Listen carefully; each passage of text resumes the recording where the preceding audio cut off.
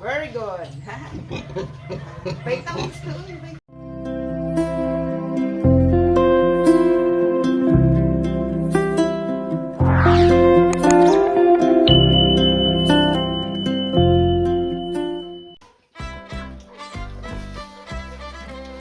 Magandang araw po sa lahat ng mga manunood.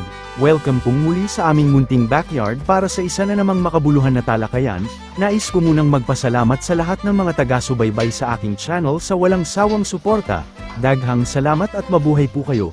At kung bago ka pa lang sa aking channel ay huwag lang pong kalimutan na mag-like and subscribe. Maraming salamat po.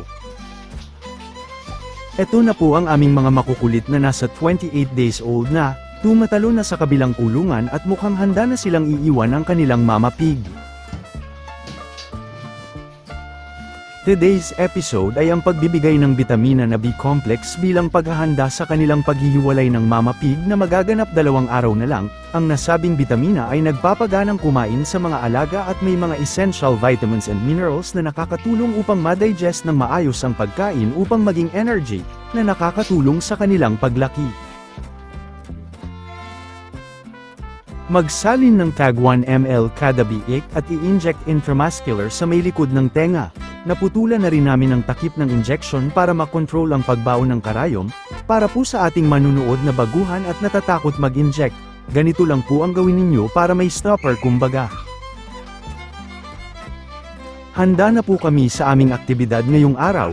Stay tuned at enjoy sa panunood. Tumalon dito sa kabila ang isang ito kaya dito na kami mag-inject sa kanya.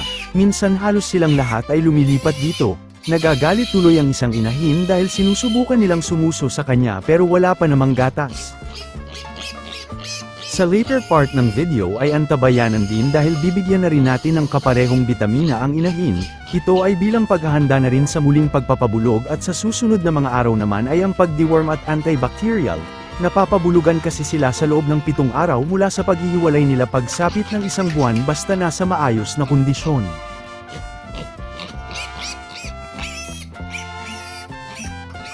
Hindi ko napukuhanan silang lahat para di na mahaba ang aking video.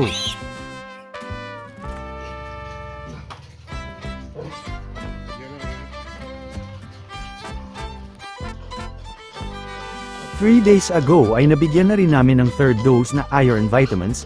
Ilalagay ko sa description ang video link para inyong mapanood. May mga bitamina na sila bilang pabaon natin pagkahiwalay para mababawasan ang kanilang stress.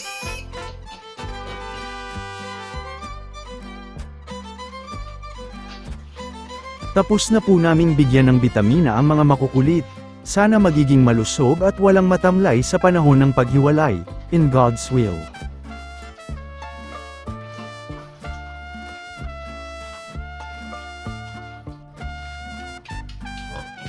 Para naman po ito sa inahin, 8 ml po ang aming ibibigay na kaparehong bitamina.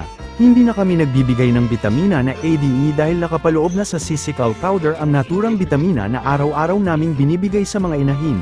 Pero sakaling kailangan ay maaari namang mag-inject din. Very good.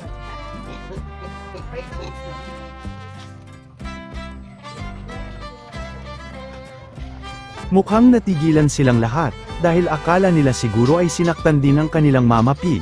Natapos na po ang aming aktibidad ngayong araw at sana ay magiging maayos ang kanilang kalusugan.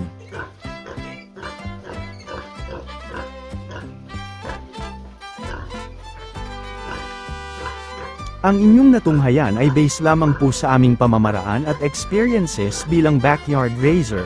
Maaaring hindi angkop ang aming pamamaraan sa ibang mga nag-aalaga. Hanggang dito na lamang po ang aking video. Sana ay inyong nagustuhan at may nakuhang mga simpleng kaalaman sa munti kong ibinahagi. Hanggang sa muli, daghang salamat sa inyong oras sa panunood at happy farming po mga kaibigan.